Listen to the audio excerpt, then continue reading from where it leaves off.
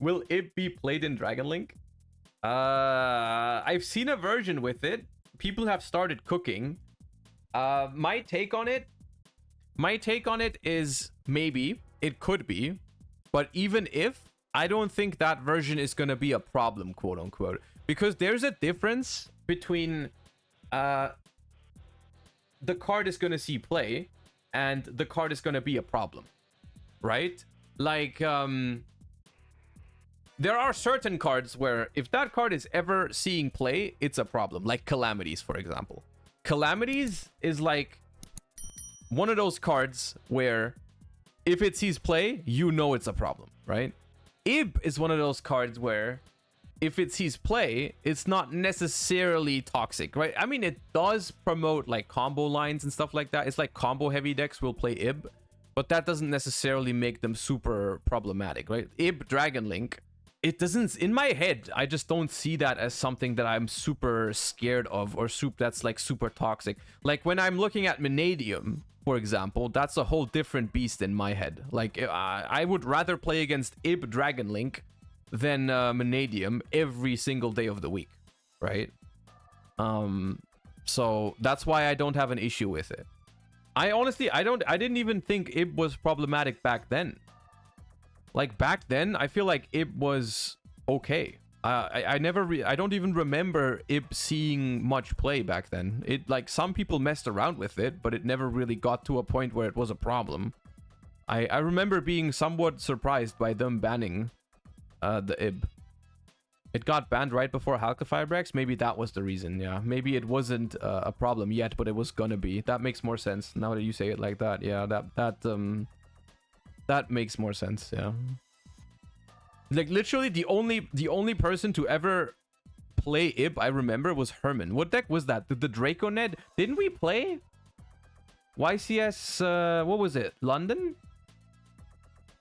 Orcust against like Orcust against normal summon Draco Net?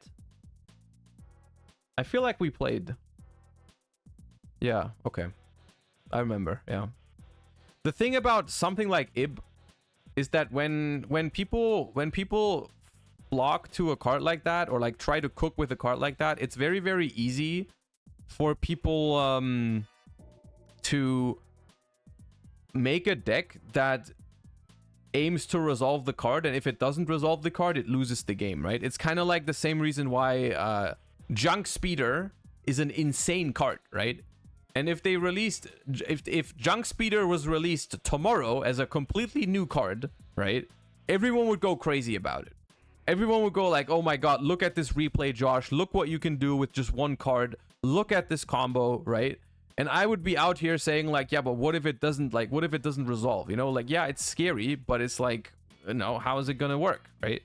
And Ib is kind of a similar card. I feel like most decks that are gonna be quote unquote Ib combo decks are gonna struggle when they don't get to resolve the Ib, right? And I think it's a matter of people very, very often only look at like a card or a combo in its best possible situation, right? They look at the optimal scenario when what's way more important for whether a deck or a card is viable is like you need to look at the average scenario, right? The realistic scenarios, the one where you go second or you go you get hand trapped, or like when your opponent interacts with you, basically, right?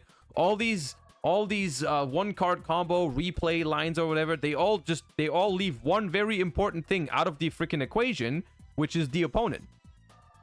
The opponent usually takes part in the game, right? The problem with Speeder is a skill issue, not an average issue. So what you're saying is that only two heads are playing Speeder decks, and if good people were to play Speeder decks, then it would pop off completely. I mean, maybe. That is the thing. As much as there is some truth to that. I believe, who was it that brought that up recently? I believe it was MBT, who said like there's a lot of decks that could be considered like, you know, that could be really good Yu-Gi-Oh decks, but people simply don't explore it. There is certainly some truth to like the perception of a metagame, right? Definitely changes what people invest their time into, right? And that is, in the end, that is a very important factor in this game, is how much time people put into certain decks. Because of, like, you know, we don't have rotation. We have like over 10,000 different cards. There's so many possible combinations, so many decks that people don't even properly know what they freaking do, right? And it's like, if a majority, I want to say a majority, I don't know the exact number, maybe like 80-90% of the community, maybe it's even higher than that, don't take the time to actually like grind and work on a specific deck. And I'm not excluding myself from that, because there are certain periods in like time where I simply don't have the means or the time or the motivation to sit down and grind every single possible deck in the format, right? I'll also just look at like the top 5 or top 10, maybe top 15 decks, try to learn what those do and pick the one I like the most, that kind of stuff, right? Like, I'm not excluding myself from that, right? There's a lot of stuff that I think has potential, but I never get the time to actually like cook something up with it, right? That definitely is a case. And that applies to a large part of the community, I think. And that is why I think also certain decks may never be found that were maybe the best deck in a certain format. I mean, just think of, for example, historic formats, right? When at the time, everyone was convinced that those are the best decks right now, right? And no one ever questioned it. Everyone played freaking Hat in 2014 or Yugioh, right? And now, if you go back to these formats now, 10 years later, with a lot more time for development, right? People realize, hey, yo, no, you actually don't play those decks. Like, Infernity is insane.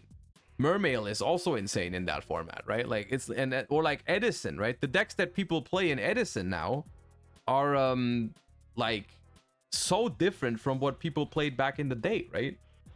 And it just goes to show that, like, with infinite time, you can probably find a lot of really good solutions to certain formats, but you simply don't have that much time, right?